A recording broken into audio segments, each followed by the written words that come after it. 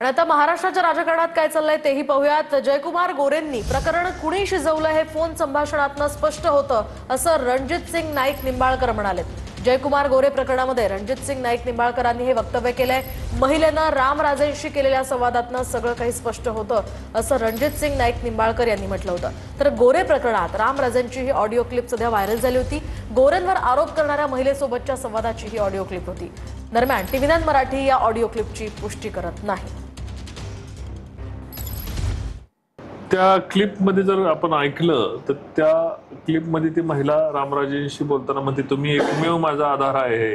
याच्यावरूनच सगळं सत्य होते की कुणी जयकुमार गोरेंची बदनामीचं प्रकरण कुणी शिजवलं, कुणी वाढवलं आणि मंत्रीपद जयकुमार गोरेंचे काढण्यासाठी कुणी कट केला, हे मला काय वेगळं काय सांगायची गरज नाही। यामागे रामराजेच आहेत असं ठोसपणे म्हणायचं आपल्याला? असं तर ती महिलाच सांगते। बरं, आणि आपल्याला काय वाटतंय? त्यांच्याशिवाय दुसरं कोण असूच शकत नाही।